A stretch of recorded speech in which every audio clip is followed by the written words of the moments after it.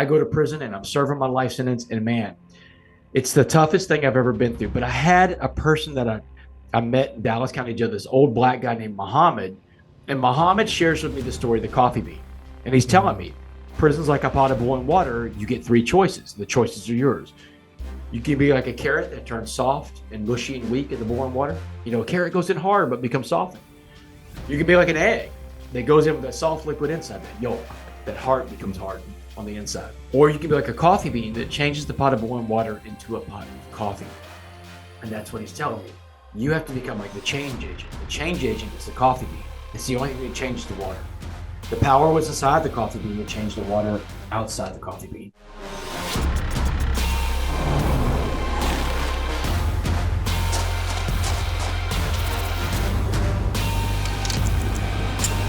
Welcome to the Mountain Tough Podcast, brought to you by Sig Sauer. What is up, everyone? Welcome back to another episode of the Mountain Tough Podcast. I am Dustin Diefender for host and CEO, and we are so glad that you are here diving into these episodes week after week. It is our goal to bring you an inspiring guest every single week that helps you level up that mental fitness, that mindset, that mental toughness so that you can live that abundant life and you can live that always ready lifestyle. Thanks for making us one of the top mental toughness shows in the country. And if you are a new or a loyal listener and haven't done so already, it does mean the world to us to see your rankings and reviews come through on the show. We are big believers in iron sharpens iron. So any of your feedback on the podcast, on our guests, on the direction that we are headed, we love to see that come through.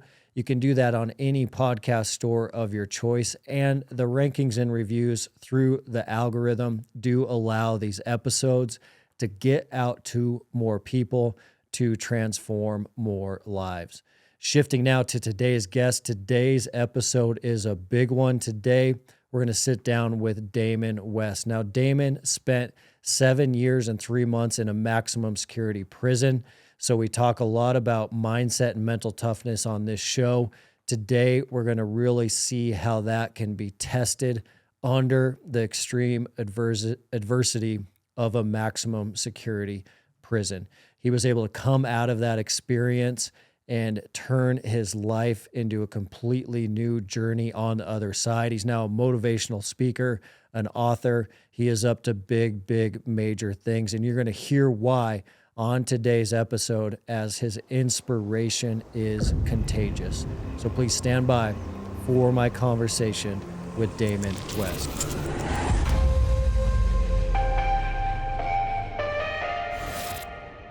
Well, let's dive right in. I was curious about that. I definitely wanted to know, how long have you been out then now in going into 2025 next month? Yeah, I walked out of prison on November 16, 2015. I mean, it's kind of one of those days you'll never forget, right? Like your birthday. November 16, 2015. So going into this podcast right here, it's been 9 years and 1 month to the day, actually 9 years and 1 month that I walked out of prison. And man, let me tell you something. I cannot believe this is my life, 9 years and 1 month out of a Supermax prison. Man, you probably had no idea, no expectation that life would be as pretty amazing it is right now for you, I would guess. Yeah, I think that's safe to say. Yeah, there's nobody could have seen what's happened in my life at this point, right? There's nobody that could have said, hey, this is going to happen. But I will tell you, there was a conversation that was had the day I walked out of prison. And this is a story I really reserve for a faith-based audience, but I'm going to go ahead and jump out with it today in this podcast, because we're going to talk about a lot of stuff about mental conditioning and mental toughness.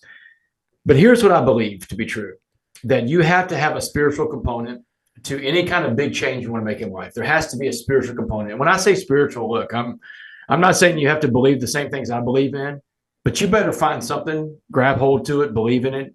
And you got to turn some things over to this higher power, we'll call it, because I'm a Christian, so mine's Christ, but it's a big universe out there. And there's only so many things you have control over in the big universe. In fact, I tell people all the time, you can control about 4 things. You can control what you think, what you say, what you feel, and what you do. And if it's not one of those 4 things, You don't have control. So you better figure out what you're going to believe in that does control those things and tap into that, because that's going to be something you really need to lean on and rely on. So I'm giving you that preface to understand this conversation that I have coming out of prison that day that I walk out. In fact, immediately after I walk out the gate, this conversation is going on between my higher power, Christ, and I as I'm walking out the gate. So I'm walking out. And first of all, it's just like you see in the movies, right? They dress you out in some free world clothes. They walk you out to the front gate, the big front gate that you've been looking at all these years that you never could get on the other side of. And then one day that gate starts opening and you see it open, man. And you're like, man, I'm about to walk out this gate. Man. So I walk out the gate. The guard's walking me out. And he's telling me, hey, here's the last order I have for you. Get off of our property and don't come back. Don't come back to prison, West. I'm like, man, I got it. Yes, sir. It's the sergeant. I'm like, yes, sir, Sarge. So I walk out the gate. The minute my foot hits the ground on the other side, the ground feels different, right? The grass is greener. The sky is bluer. The air is lighter. Now, these are all tricks of your mind, right? Because it's literally like you're 2 feet away from where you were standing a while ago, but freedom is just hit. And I tell people all the time, that freedom that I felt when I walked out of prison, it was a trifecta of freedom. Because long before I was physically free in that moment, I was mentally free and I was spiritually free. I'd freed myself a long time ago. In fact, I would argue that the growth that happened in my life inside of a Supermax prison over 7 years, 3 months, and 18 days, because that's how long I was in prison. And make no mistake, I was in prison because I put myself in prison. I made poor choices. I made victims in my life with the crimes I committed as a meth addict breaking into houses. So I deserved to go to prison, but I used that time to free myself spiritually and mentally. I was the most free man on the inside. But when I walked out of prison that day on November 16, 2015, it was a trifecta of freedom. Now I'm physically free. I'm out in the free world again. And so I see my parents' car in the parking lot because my parents are there to pick me up that day. You have to have a transport, you have to have a ride, or you have to catch a bus. But my parents loved me. My parents had been with me the whole time I was in prison too. Like my mom and my dad came to visit me over 150 times when I was in prison. Wow. Yeah, I mean, think about that for a second, like 150 visits.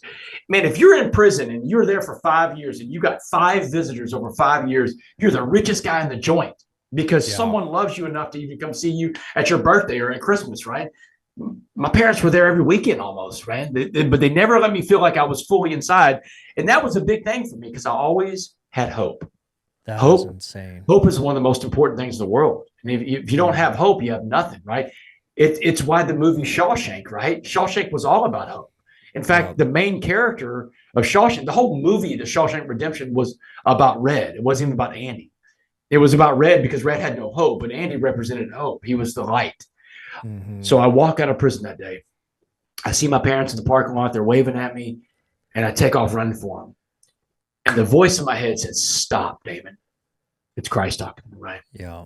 So I listen. I've become obedient too when I've been in prison.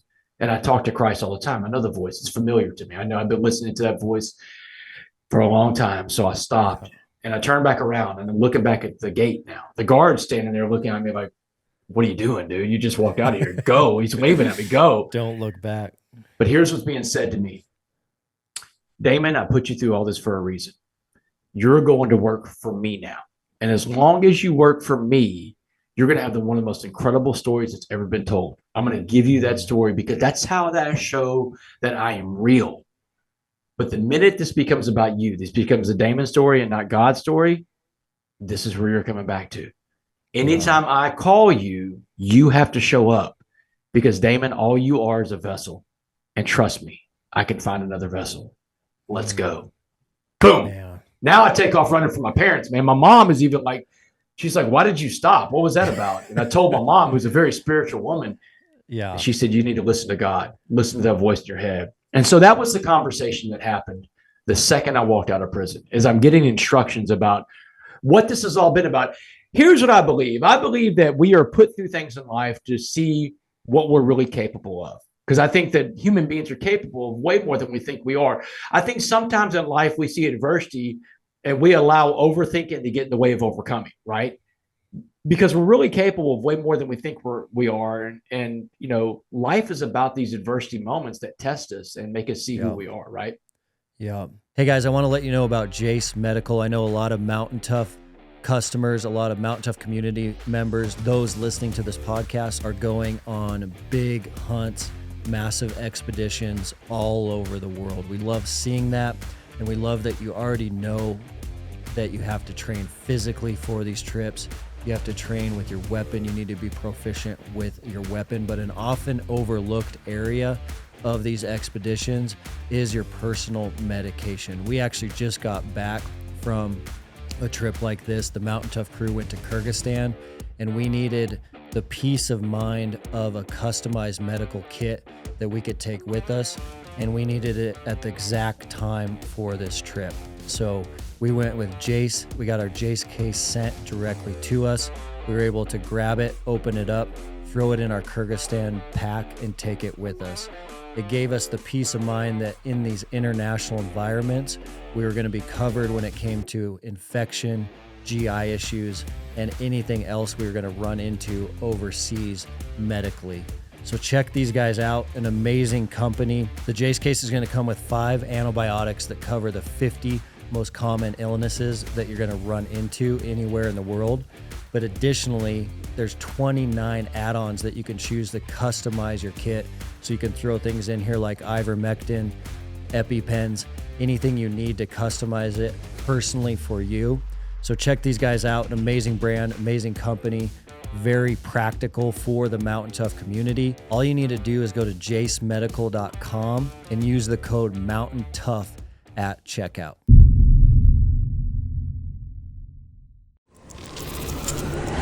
You've been listening to the Mountain Tough podcast. I find that really interesting because we have a faith-based organization and we talk a lot about mental toughness. And over the last couple years, we've talked to hundreds and hundreds of guests on this show specifically about mindset. And so we've heard about mindset from some of the world's greatest climbers, people that are skiing across Antarctica, people that have been in combat 14, 18 different times.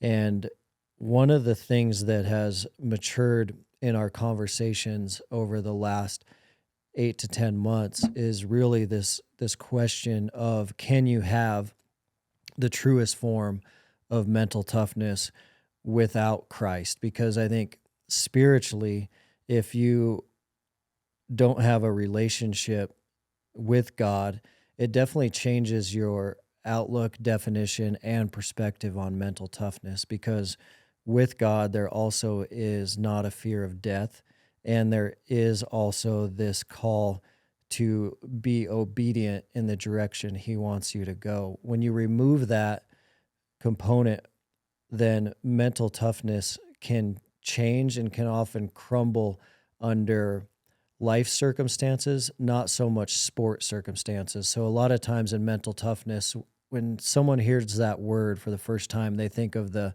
MMA fighter or they think of the marathon runner.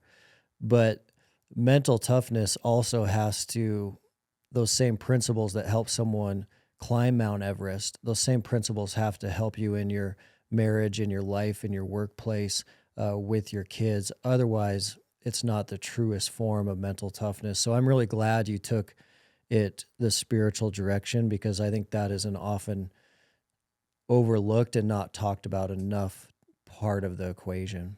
Yeah, and if you don't mind, can I take a swing at what you just said? Because you said You a bet. lot of good stuff right there. So before I went to prison, I would have told you, growing up Catholic, Christian, and believe in Christ, that that's the only path forward, right? Because that's the only thing I knew. But here's what happened when I got into prison. I got into a program recovery, a 12-step program recovery, because I'm an addict. And I believe that every addict has to have a program recovery. So I got into a 12-step program recovery, and there I am in this room, and I'm in there with other addicts. And some of these addicts are Christians like me. Some of them are not. Some of them are Jews. Some are Muslims. Some of them don't even have faith. They're agnostic, right? But we're all staying sober because we've all turned our lives over to whatever we believe is our higher power. And that's when I saw and understood for the first time that somebody can pick a higher power that's not the same as mine and they can achieve the same mental toughness, and they can get to the same place in life they're trying to get to, right? We can reach our hopes and our goals and our dreams, and they can have the exact same mental toughness experience that I have by tapping into their higher power the way I tap into Christ as my higher power. It opened my mind up. And the mind, someone once told me the mind's like a parachute. It only works when it's open. So now I have this open mind because I'm staying sober with these other guys around me that are of different faiths and different beliefs. But I would say that is the most critical component to becoming the best version of you, is the spiritual component. You have to have a spiritual component. Human beings are not capable of making the kind of changes that I made in life on their own. Because if we do this, if we say, we wager that we can do this on our own, there's going to come that day that things that happen beyond your control, it happens a lot. But the big events, right? A marriage fails, a bankruptcy happens, a job is lost, your child dies, or a person dies in your family, something happens to one of your pets. These are uncontrollable events by you as a human being, but they're controlled by somewhere else. And when you are unmoored to a spiritual component, how do you deal with these setbacks, right? Because now you're in the world beyond your control. I was locked up with this guy that was an Army Ranger. He was in there serving a life sentence. I live with all the lifers. In fact, everybody called him Ranger. Ranger was a tough dude. But Ranger was one of the first people I encountered in there. And this dude was impervious, man. Nothing bothered this guy. This guy was just focused. And I mean, just bullets are flying, not real bullets, but it's prison, man. It's crazy. Yeah. And nothing bothered this dude. So one day I go up to Ranger and I'm like, Ranger, man, how do you do that, man? How do you stay so calm under all the pressure in here? And he said he lives in the moment. And he said he learned in Ranger school how to live in the moment. And he also is telling me about AA. And that's the guy that really brings me into the 12-step program recovery. But he's telling me what living in the moment is. He said, Damon, living in the moment means this. He said, every day that I get up, first thing I'm going to do is I'm going to go to the chow hall and get breakfast. He said, I'm focused on going to breakfast. I'm in breakfast. I'm there. And I don't get out of the zone of being in there. And then when everything else I do throughout the day, I'm in the moment. I live in that space. I'm where my feet are. He said the reason why prison becomes so difficult for people, a physical prison, is because they aren't where they're supposed to be. They're not in that prison at the time. They're thinking about things going in the free world and things going on out there in the world they have no control over. World they're not even in anymore. And he said people will go mad whenever they do that because they're not tethered to what's going on right now. Man. But that's what he's telling me. I have to live in the moment. And when you live in the moment, you're aware of two things that are going to happen every day. And this is important. He said you're going to be aware of opportunities, and opportunities are important to be aware of because an opportunity may never present itself a second time. But if you're there living in the moment, you'll see it and you'll seize it. Yeah. But he said the other thing you have to be aware of in the moment is obstacles. Now, obstacles in the moment, if you see an obstacle happen in the moment in front of you, and you can sidestep that thing, you can step over it. But if you don't pay attention to the obstacle, that obstacle can get compounded, become like a big wall. And at the time he's talking to me, man, I'm like 60 pounds overweight. Man, I came into prison in county jail. I just sat around coming off meth, eating everything in sight, depressed, sleeping all the time, no physical workout. I'm 60 pounds overweight and I'm an athlete, man. I'm a Division I college quarterback, former Division I college quarterback. I don't belong in a world where I'm a fat slob, right? And he said, look at you, man. Look at the way you look. Look at your physical appearance. The obstacle that happened in your life, long ago, you missed it when you saw yourself putting on some pounds. And I said, one day you look down, you can't see your pecker. He said, so that you didn't catch the obstacle in the moment. Now it's a wall you got to climb over to scale this thing and become a best version of yourself physically. But you got to scale that wall now, man. But that's what he's telling me. You got to be aware of those two things. So it's interactions like that with people that have been through some serious stuff that helped shape me. But when I saw a guy like Ranger and heard him tell me that he has to have a higher power, he has to have Christ in his life, that let me know that I had to have Christ in my life too. I think it's important too in this conversation that we need to remember that most of the things we want to do in life have been done before. Most of the obstacles we want to conquer, the things that have come in front of us, the challenges, somebody else has already done them. And in fact, there's probably a lot of episodes of podcasts out there, maybe this podcast in particular, that we can tap into. And we can see that someone's overcome that adversity. If we'll just listen to the things they do, success leaves clues, you know? Mm-hmm. Yeah. Nothing new under the sun for sure. Yeah. Mountain Tough is the fitness app trusted by the dedicated. Mountain Tough ethos is backed by We've always wanted to be the best in the world at helping our customers become more mentally tough. So inside the Mountain Tough app, you're not only going to find all of our physical training programs, but you're going to find additional training as well so that you can stay sharp physically, mentally, spiritually, and nutritionally. The Mountain Tough app also allows you to train no matter where you are, anytime, anywhere. Additionally, the Mountain Tough app is going to have programs from beginners all the way up to elite athletes. And all of our programming is structured in a way that you can start with no gear at body weight, and you can go all the way up to programming that is full gear. So you can do that in a robust home gym or your local gym. There's no excuse for you not to start today. With Mountain Tough, you can conquer your goals with the ideal program for your lifestyle and schedule. Train with equipment or just your body weight on your phone, tablet, TV, or web browser. Most importantly, Mountain Tough will help you train your mindset so you are always ready for anything life throws your way. Mountain Tough is offering the Mountain Tough podcast listeners an incredible offer. 6 weeks free on the Mountain Tough app. All you need to do is use the code MTNPOD to redeem your 6 weeks of training. That'll be a 14-day free trial plus a whole additional 4 weeks of training. Just go to mountaintough.com and enter code MTNPOD for your 6 weeks free on the best-in-class physical and mental training app.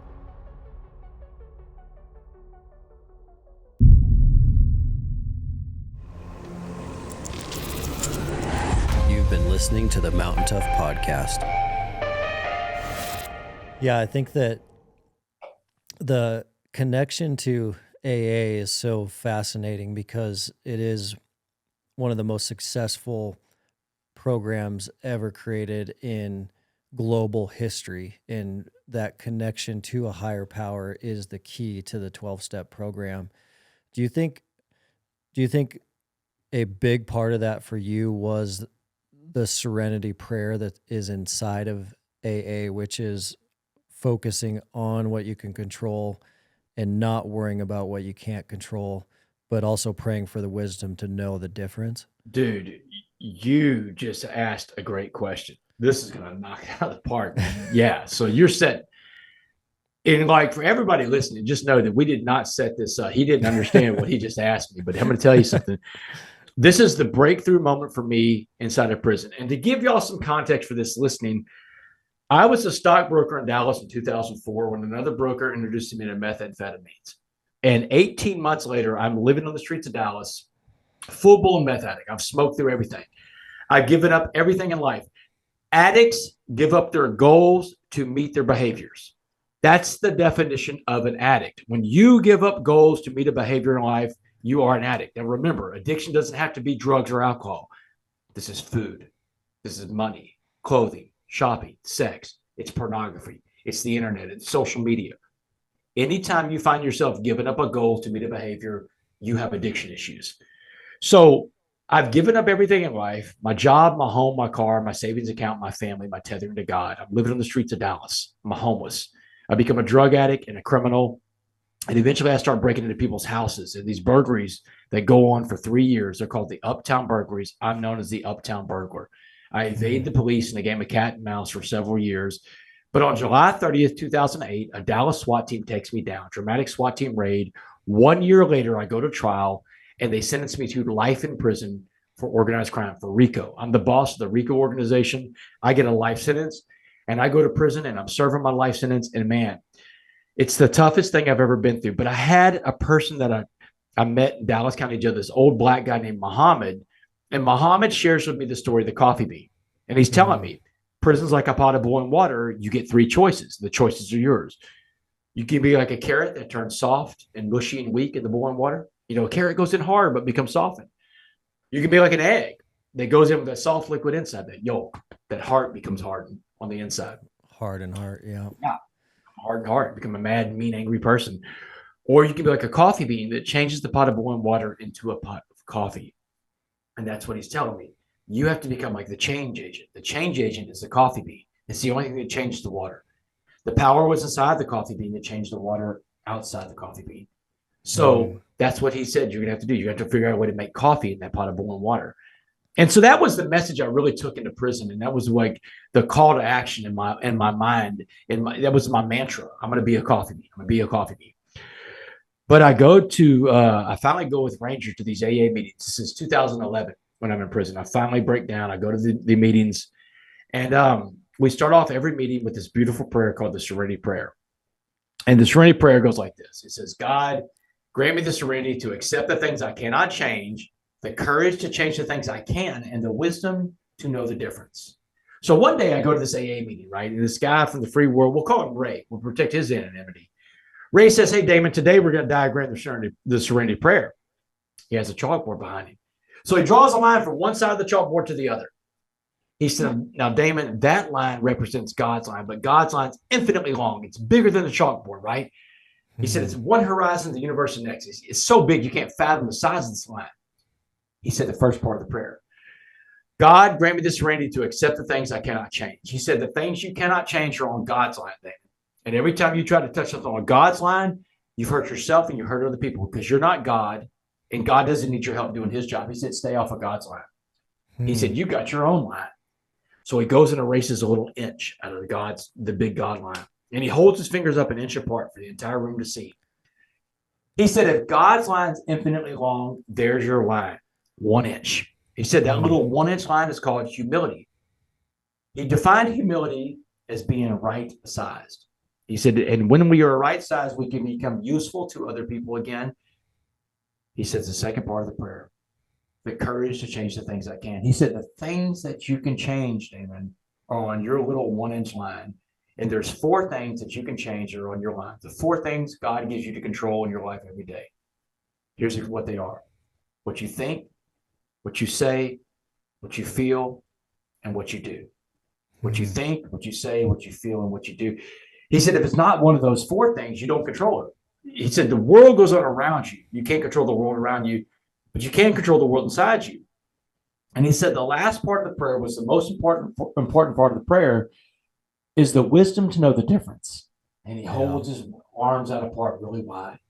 He said between that big line and that little line, he held his fingers up an inch apart again. The wisdom to know the difference every day between what's on God's line and what's on mine. I got to tell you, man, there are decisions I make every single day in this life. I'll make them today. I'll step out of my house when I go see my parole officer a little bit. There's decisions I'm going to make all day, every day. And I go up to those decisions and I ask myself, Damon, is that on your line? And you know what I do most of the time? I walk away from decisions. That's not on my line. In recovery, I learned about these things called the 4 spiritual principles. These are the 4 spiritual principles that I run every decision I make by. Now, before I tell you what these spiritual principles are, let me just tell you this. I'm not a perfect adherent of this. I'm a God. I'm not a God. I'm a human being, man. I make mistakes all the time. I'm not infallible. I make mistakes daily, man. I err a lot. So I'm not perfect at this, but I'm not going for spiritual perfection. I'm just going for spiritual progress, man. That's all I'm trying to do in life. So these 4 spiritual principles: unselfish, honest, pure, and loving. Unselfish, honest, pure, and loving. If the things I want to do in life are not unselfish, honest, pure, and loving, then they're way on the other side where the bad stuff happens. Selfish, self-seeking, self-want, self-desires, and self-delusion. Self-delusion is when you believe your own crap in your head, right? So everything I do in life, I try to plug through the spiritual matrix, because if I can plug something through that matrix and come out the other side, and I'm being honest about the answer, I'm going to make all the right decisions in life. That's why a spiritual component is so necessary, right? Because as human beings, I don't think we're all built with the capacity to make the correct choices every time. But with a spiritual component to it, we can make the right choices, because we don't have to control everything in life. We know there's only 4 things we can control, and that's what he's telling me that day. Ray's telling me that day, you just control those 4 things in life and let God control the rest of it. And he's telling me, if you'll do this, Damon, if you'll just work on those 4 things, you will invest your time. the most precious resource you have, by the way, is time. Once Mhm. time is gone, it's gone for good. And all the money in the world won't buy one more second of the stuff that we call time. Time is a great equalizer. It touches every person the same way. Nobody is immune to this thing called time. But he said, if you'll invest your time into things you actually can impact and change, imagine what your life will look like then. And man, that was the breakthrough moment for me. I tell people all the time, that was it, because now I'm in this lane where I'm saying, okay, I'm just going to invest my time in things I can actually change and impact. I'll let God take care of the rest of the stuff. And my life took off. That's when I started becoming the coffee bean. That's the guy that was created, the parole board met in 2015 that they let go after 7 years, right? Now I'm on parole for the rest of my life, but as long as I stay in what's on my line, I'm not worried about going back to prison. But imagine trying to do that if you don't have a spiritual component, man. Yeah. Imagine trying to do that when you're trying to control things you can't control and the things you do control. Your life becomes a mess. It becomes unmanageable. Hey guys, there are a lot of trends out there. And one trend that I've personally found in my own life through experience that has been a game changer is cold plunging and cold water therapy. The benefits for me have been off the charts when it comes to two main categories. The physical inflammation reduction from cold plunging every day has been a complete game changer, but my favorite part of cold water therapy has been the mental aspect, the mental clarity, the stress reduction, and most importantly, the ability to build mental toughness every day in a very simple way by just forcing myself to get in that cold water has been a drastic improvement that is easy, fast, and efficient. I've tried countless different ways to access cold water therapy, from the redneck version horse troughs to building my own cold plunge system off Amazon parts and pieces. Every time I've tried that, it has been a disaster until we found Ice Barrel. Ice Barrel is the most advanced barrel design on the market, and they have the most advanced high-tech chiller on the market as well. I've met the CEO, I've worked out with the CEO, we've had them at the lab. They're a great team, American-made manufacturing, and we're proud to announce that you can now access a discount on Ice Barrel products. All you need to do as a podcast listener is use the code MOUNTAINTOUGH. That's going to get you 15% off all Ice Barrels except the chiller. Again, that's Mountain Tough, all caps, all one word, on icebarrel.com. You've been listening to the Mountain Tough podcast. When you're praying to a higher power, you also have help there. You have a counselor giving you wisdom on the difference. I love so much about how you talked about right sizing also, because that's a huge helpful tool for me and has been in my life, that if we can really right size how big God is, not only does it help us with our journey and our problems, but it also helps us know that he's much bigger and much more powerful than the enemy as well. So that right sizing God and downsizing the enemy's ability and power underneath him is such a helpful process. Absolutely. And that's the thing. Like, you have to understand that there are battles bigger than you going on out there. They've been going on for millennia with human beings.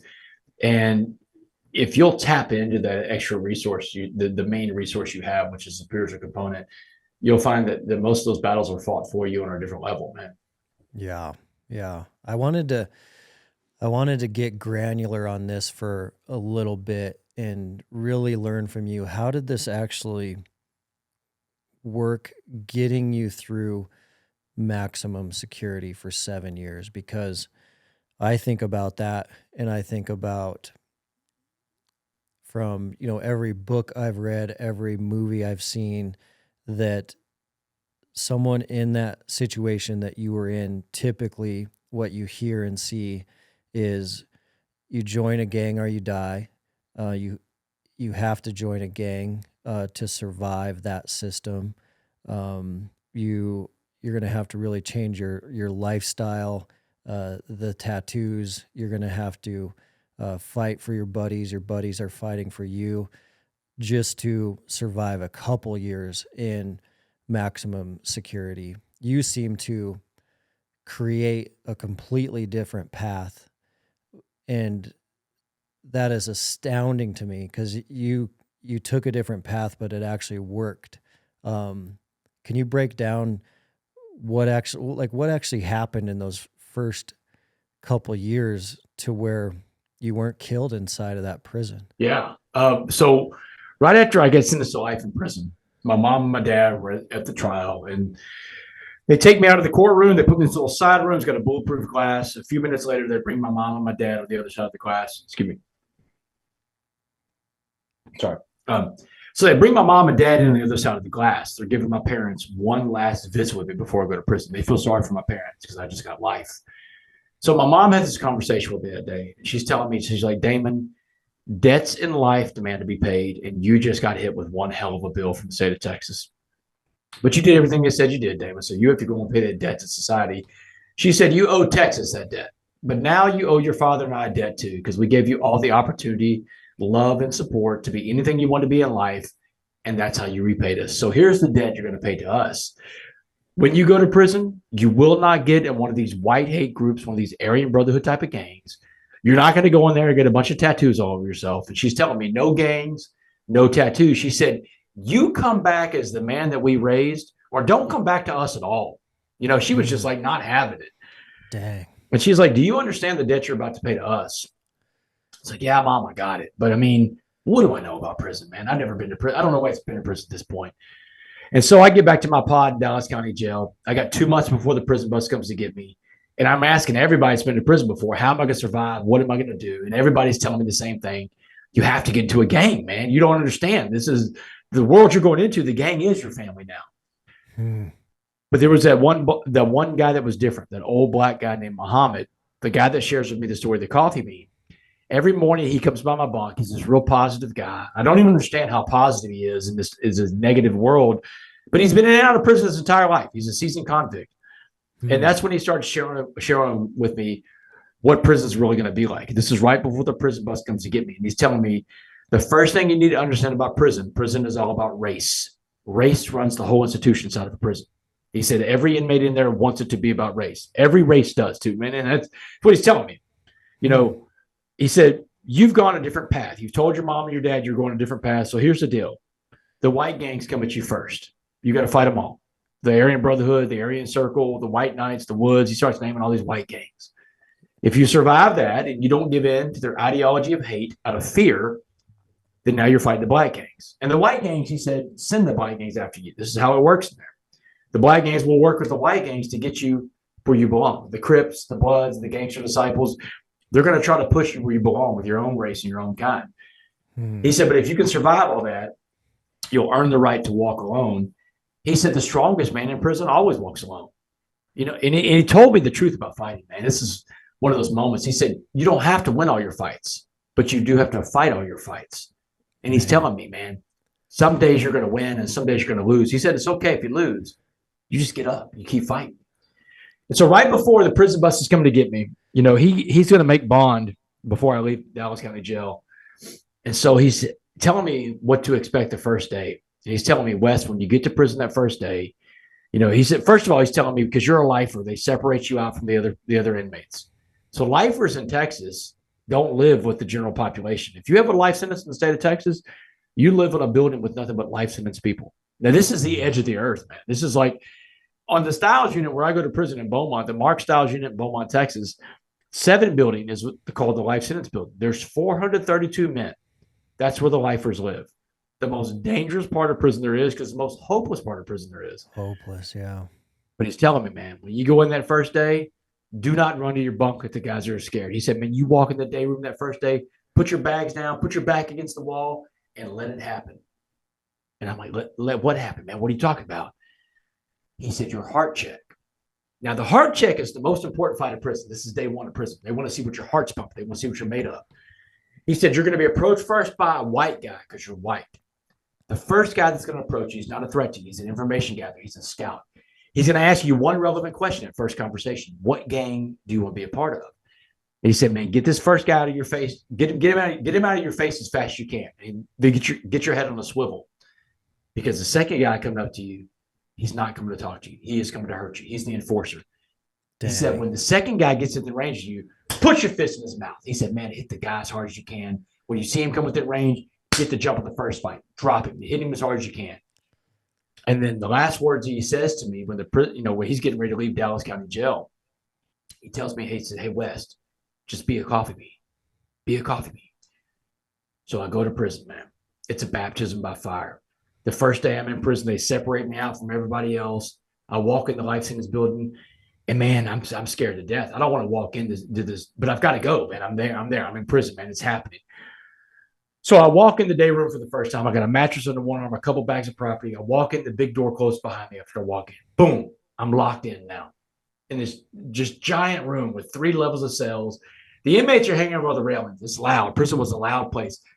But as soon as that door closed behind me, the volume drops to 0. And everybody's staring at the new guy that just walked in. And man, I'm going to tell you something. You know what I start looking for? My cell. Because I'm going to make a run for it. Forget what Muhammad said. I'm running for it, man. But my cell, 45 cell was up on the 3rd tier by the showers. I would never make it, man. I'm like, man, they'll get me.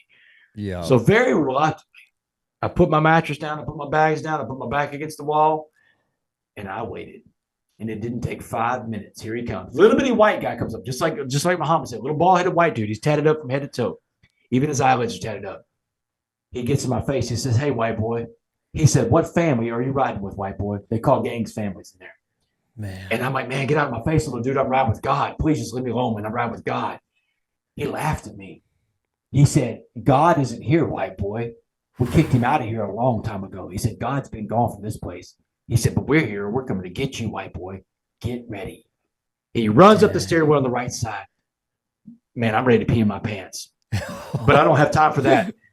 Because coming down the 3rd tier, biggest corn-fed white dude I've ever seen in my life. This dude is an ogre. He's a mountain man, man. He's huge. He's an ogre. I've used a ton of Bluetooth speakers over the years, and they all have never quite had enough output for me to really have an awesome home gym workout on a Bluetooth speaker. But the Turtle Box is in a whole new ball game. They have leveled up this product, so the bass and the output you get out of a Turtle Box is quite amazing. It's funny how we started using them at the lab. We had an awesome sound system at our new lab here in Bozeman. We were using it so much, we actually blew our brand new system out. We went right to the Turtle Boxes. And so we paired 2 together in the lab. And that was a lot of output for the Mountain Tough team and all of our testing to have phenomenal sound in our gym for a great workout with great music. We know there's a ton of Mountain Toughers training in their basements, in their garages. And I know a lot of you are looking for great sound to play some music in the background to your MGDs. This is a great product for you to check out. Turtle Box is at a whole new level. The bass and the volume you can get out of that box. It's a sweet product. You guys can check them out at turtleboxaudio.com. Use promo code TOUGH for a free TurtleBox hat with the purchase of a Gen 2 speaker. The hat must be added to your cart before entering the promo code TOUGH, TOUGH. You've been listening to the Mountain Tough Podcast.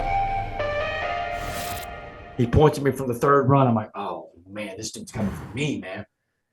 I'm watching him walk down the stairs, man. Huge, yoked up, muscled up guy. Bald head with a swastika all on top of his skull. Man, all I see is a swastika, 2 beady eyeballs, and muscles in this Aryan Brotherhood coming at me. But, man, I remember what Muhammad said.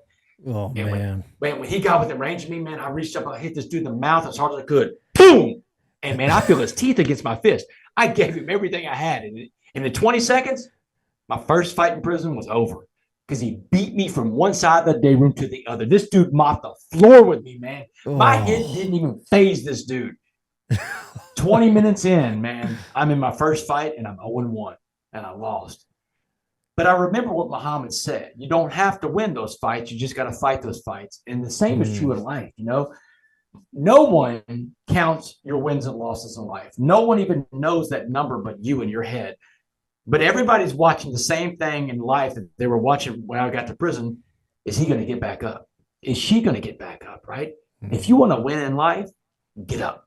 That's it, man. Just get up and keep going. Sometimes the victory in life is getting up every day, putting one foot in front of the other, man. That's a win.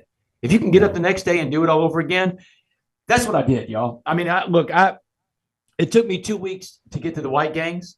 After that, it was the black gangs. And look, in the first 2 months, I probably get in 3 dozen fights. It was a bloodbath, man. It was a bloody time, a very terroristic time. I probably got in 3 dozen fights, and I lose 75% of those fights. But I win all the fights because I show up to the fights. Because remember, the win is just showing up. That's the secret that's been dropped on me before I even get there. So 6 weeks in, it's a Monday morning. I get up. I'm still fighting the black gangs at this point. 6 weeks into prison, I am so close to being the broken man in prison. The hope is almost gone. The violence, the terror is just too much. I decide that Monday morning, 6 weeks in, that I'm going to use the final thing that I have not used, the reservoir I haven't tapped into the entire time I've been in prison to earn my respect, and that is my athletic ability.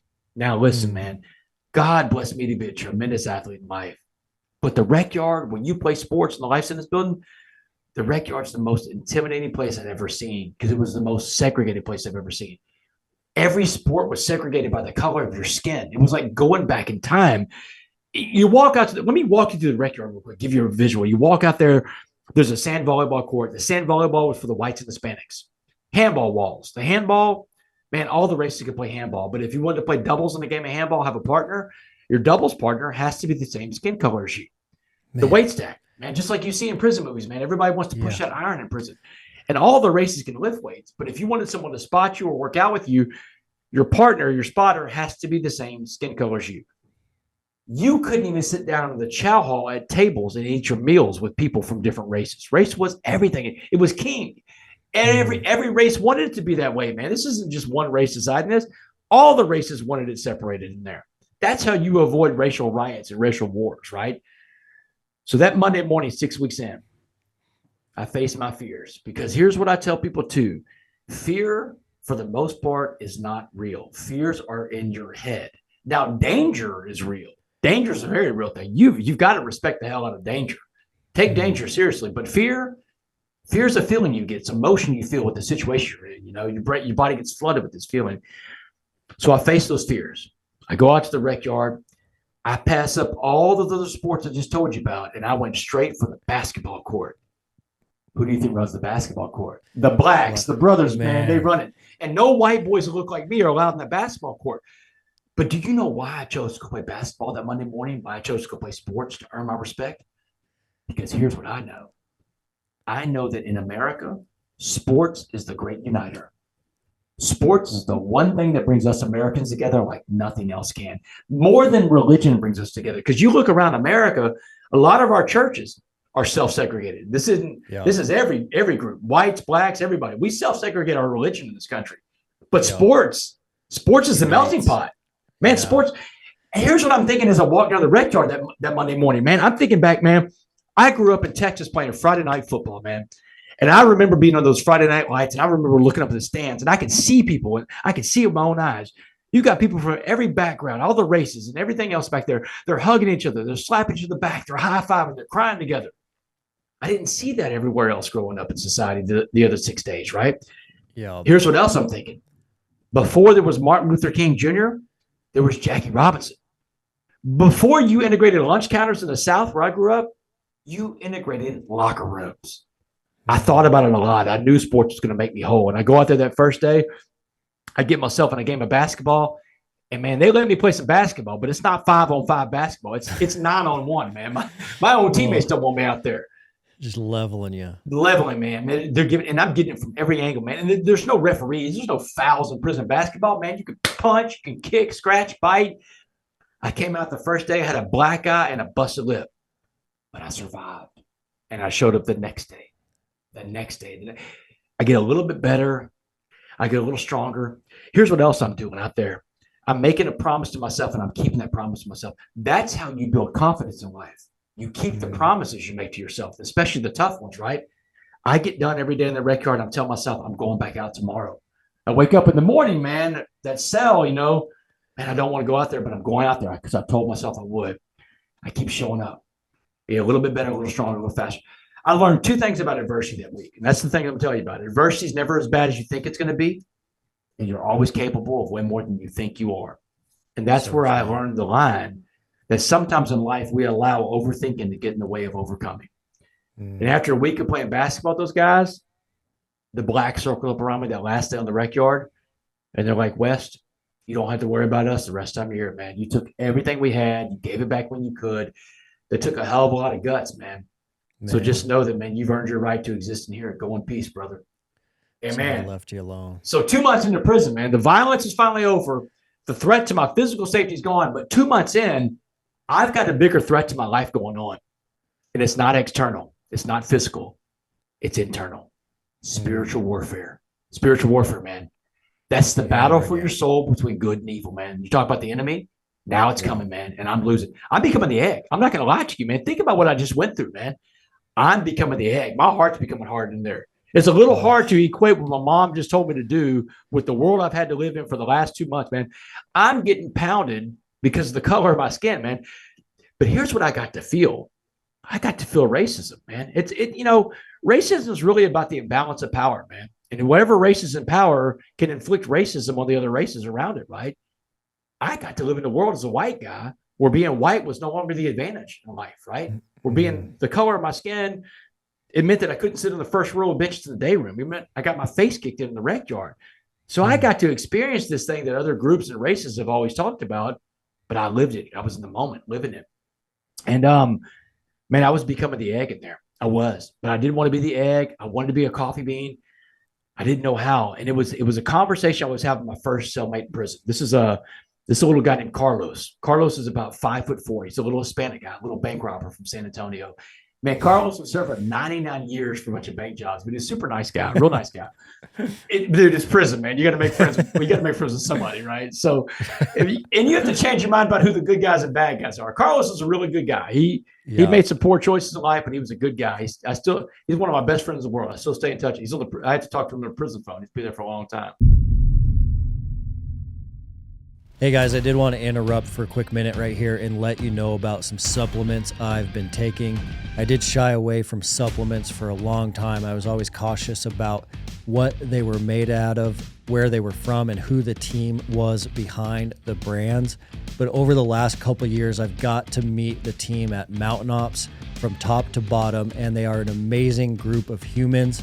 I've got to know the CEO, Trevor Farnes, really well, and he is a mission-focused individual that cares about humans living a better quality of life so that they can have that abundant life. So over the last couple of years, he has helped me add some things that have changed the game for me. One of those things that I've added is creatine from Mountain Ops. It helps me maintain some muscle mass, but also it's a big player in cognitive function, one of the most researched supplements out there. Also, I've added reds, greens, and protein, all from Mountain Ops. What I found as a busy professional, always on the run, I do eat a whole foods diet for breakfast, lunch, and dinner, but on the go, it's hard to get enough vegetables, fruits, and protein. So I've added that from Mountain Ops, and it has significantly changed the game. I can feel it in my performance. I haven't got sick for a long time, and I can certainly feel it in my mental clarity as well. The last thing I've added is the Mountain Tough Hydrate product for the backcountry, for hunting season. When I'm in the hills, I do run short on those electrolytes. We even have a Mountain Tough flavor, the Mountain Tough Lemon Lime Hydrate, and that is a game changer for hydration in the backcountry. So I keep it really simple. That is all I've added to my protocol, and it has certainly helped me, and I certainly believe in the team and the culture behind Mountain Ops. They have started an initiative that's been around for a while called Conquer Hunger. Conquer Hunger is giving meals to hungry kids that aren't getting enough food, and they've given out over 6 million meals plus to kids through their Conquer Hunger initiative. So every order that happens at Mountain Ops, a percentage of that order goes to Conquer Hunger. So certainly an incredible company, an incredible culture. As a listener to the show, you do get an exclusive offer to Mountain Ops, so make sure you check that out. The offer is incredible as a first-time purchase at MountainOps.com. So build your order if it's your first time. They are offering you a 20% exclusive discount. All you need to do is enter the promo code MountainTOUGH, all one word, all caps, for 20% off your first order at MountainOps.com.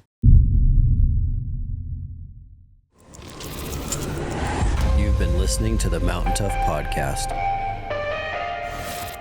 But it's right before lights out one night. We're in our cell, probably 3 months into prison, man. And I'm struggling. I told Carlos, I said, man, listen, Carlos, I don't know if I'm going to make it in this place, man. I don't know if I can become a coffee bean. And he's like, man, what's a coffee bean? So for the first time in my life, I tell another human being the story Muhammad told me in county jail months before. And then Carlos got it. He said, man, he said, I love this coffee bean thing. He said, but West, you're no coffee bean and you'll never be a coffee bean. And man, I got in his face. I wanted to fight Carlos. I'm like, who are you, the coffee bean man? What do you mean I can't be a coffee bean? And he said, because the way you think.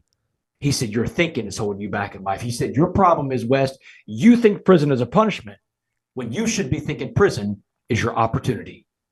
Man, that took me back. And no one had ever said prison could be an opportunity, right? Everything I've heard about prison is all this negative stuff. But here's this little guy telling me this is an opportunity. And I'm like, man, Carlos, I can't wrap my brain around that, man. What do you mean? He said, this is your opportunity, man, to work on yourself 24 hours a day, 7 days a week. You can become the best version of yourself possible while you're here. And it lights out that night. When the guard gets done counting our cell, he peeks his head down from the top bunk and he whispers to me, he says, psst, West, what are you prepared to do tomorrow with your opportunity? This little dude refused to call a prison a punishment, man. And God put him in the cell with me. But this is proof, man, that in life, the messengers, they can come to you from anywhere. And the messengers won't always look like you. They won't always come with the same background as you. They won't always have the same experience as you. One of mine is a black Muslim man in Dallas County Jail. Another one, this little Hispanic bank robber serving life in my cell. Yours today, this formerly incarcerated man from Texas on parole for the rest of his life. God can use any messenger to get through to you, but will you be receptive to all of the messengers to get all of the messages? Man. Ed Milet, when I did his podcast, he said this quote that it really opened my eyes. It floored me, man. I'd never heard anybody put it this way. He said, you are most qualified to help the person that you once were. Yeah. You're most qualified to help the person you once were. Like, holy cow, man. That's really putting it in perspective. He said, these things that you think disqualify you in your life are actually the great qualifiers to help yourself and help other people. Yeah. Man, we all have this power inside of us to help others. Man. And that flip of perspective that prison is your opportunity. I mean, how massive was that? Because Carlos was so right that no distractions, 24 hours to work on yourself. You can read, write, think, work out. You don't have the outside world distracting you 24/7. I mean, that is a massive perspective shift. It's like looking at a mountain from two different sides. Yeah. No, it was a total perspective shift because now I go into a cocoon. I'm not going into a dungeon. It's a cocoon. That's the way I viewed prison. From that point on, I started seeing prison as this cocoon. And I know what happens inside a cocoon in nature, right? The caterpillar goes in and comes out a butterfly. Every day I wake up, man. And the first thing I do inside that prison is, man, I wake up in gratitude. And this is like floors people sometimes like, man, you're in a dungeon. But yeah, man, but I'm cooking with grease now, man. I'm on the front burner because now I'm working on myself. I'm getting up every day. I got all day long to make Damon West the best version of himself possible. You'll never get that opportunity anywhere else in life. It was unique in my life that I had to go into a prison. I heard this question posed by James Clear, Atomic Habits, James Clear, right? Yeah. He said, if someone took control of your life tomorrow, what's the first thing they would change? I'll repeat that question. If someone takes control of your life tomorrow, what's the first thing they would change? When I heard this later in life, this is a couple of years ago, I've been out of prison. It really piqued my curiosity because I got to a position in life because of the choices I made. The Texas Department of Criminal Justice did take control of my life. You know, Yeah, I turned control of my life over to an entity called the Texas Department of Criminal Justice. And I knew that something had to change and that something was me. Here's the other part to James Clear's question that really floored me because I figured it out before I even heard him say this question is if you can name what that one thing is that somebody would change, why don't you go change it now? What's Change it holding you yourself. back in life? And usually the answer to that question is rooted in some form of fear, right? Because Mhm. change is scary sometimes. Change can be hard. Change causes us to get outside of our comfort zone. But you know this as well as I do. That's a great destination to steer towards outside your Yeah. comfort zone because that's where the growth takes place. Did you find that switching that perspective and going into that cocoon where you're going to make yourself your best version of yourself while you're inside maximum security prison, were you able to do that without any hope of ever getting out? Because you didn't know that you were going to get out. Did you decide, regardless if I ever get paroled or not, I'm going to turn myself into the best version of myself? I had hope that I would get out, and because my crimes that I committed were non-aggravated property crimes, meaning no one was ever home to the burglary. So Mm. my criminal offenses left the opportunity to get out one day. 98% of the people serving life, they don't they don't have an exit date that's realistic, right? But I do. I know I'm going to see parole at 7 years. I don't think I'm going to make the first parole. I figure I'm going to do at least a dime, maybe 10 years or 15 years on this life sentence. So I'm pretty sure I'm going to do 10 or 15. My mindset is that by 2023, I'm walking out of prison. And so that's just my mindset that I get up every day. All right, I'm shooting for a date in 2023. But here's what happened to me in life. And when I was in prison in 2011, I got a letter in prison from my favorite teacher growing up. And I think we all had a favorite teacher, right? My favorite teacher, Mr. Jellin, wrote me a letter. And he's basically telling me, you've been to the highest, the lowest, but you've always bounced back. And he said, I think you'll bounce back for this. He said, I think you should consider sharing your story with people when you get out of prison because you could bring other people hope when you overcome your adversity. That was the seed that planted all of the stuff that's going on in my life now. A letter from my favorite teacher that hit me when I was in prison. But in that letter, there were 4 words. These are 4 words that you usually hear from a teacher or a coach. He said, I believe in you. Mm. I believe in you. So strong. That's a powerful 4-word statement. And once I had those 4 words embedded in me that someone out there believes in me, I believed in myself too. Growth follows belief. But you have to believe in yourself before anybody else is going to buy into the version of you that you want people to believe in. Mm-hmm. So strong. Yeah, and it only takes one. Only takes one person to believe in One you person, man. sometimes. It's powerful. So never miss an opportunity to tell another person that you believe in them, because that may be the one thing they need to hear. And this is in life, I think the secret to life is servant leadership. Servant leadership is helping other people reach their goals in life. And if everybody has this mindset that we're going to help other people grow, because when they grow, we grow, then imagine what the world would look like, Imagine what the place looks like then when we're all out there serving other people. And imagine what it looks like on the day when you need someone to serve you. Everybody's got the same mindset. They're looking to help you through your crisis too. Yeah. Well, Damon, I know you're almost out of time. We do have to wrap at the top of the hour today. And only because I have to go see my parole officer, right? We have to get you to your parole officer on time. Have you ever had anybody give you that reason? That's the first time. First time we've ever closed a podcast for that reason. That's amazing. Man, well, thank you so much. It's so inspiring to hear your story. I could listen to this for hours and I still have so many questions, but let's come back and do it. Like I got a book coming out next summer. It's it's my memoir. It's another memoir I'm writing. It's called 6 Dimes and a Nickel. 6 Dimes and a Nickel is prison slang for 65 years. But it's called Life Lessons from a Life Sentence. So when the book comes out, we'll do another round of the podcast, man.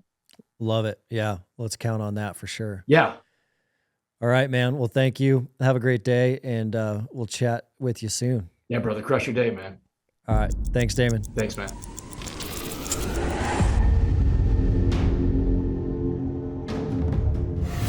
Wow, what a powerful conversation with Damon. There is nugget after nugget after nugget in that episode. It's so interesting to me because we're always talking about mindset, mental toughness, but he was put in the pressure cooker where all of these traits and all of these ethos come to the extreme test. So Everything that we talk about on this show was tested under the adversity of maximum security prison on Damon. And it was proof that these things do make a difference. They do matter. And if you don't stop fighting, if you always get up, you're going to get through adversity in your life, no matter what that adversity is. That was my favorite golden nugget out of this show, was he had to go in there and go through fight after fight after fight, but he knew he didn't have to win the fights. He just had to not quit. He had to get back up. He had to be there, and he was going to come out positively on the other side. What a great episode. I could talk to him for another couple hours for sure. We'll get him back on the podcast next year when that new book of his does come out. Thanks for being here, everyone. Love you guys, and we will see you on next week's episode. Thanks for listening to the Mountain Tough Podcast. We'll see you next week.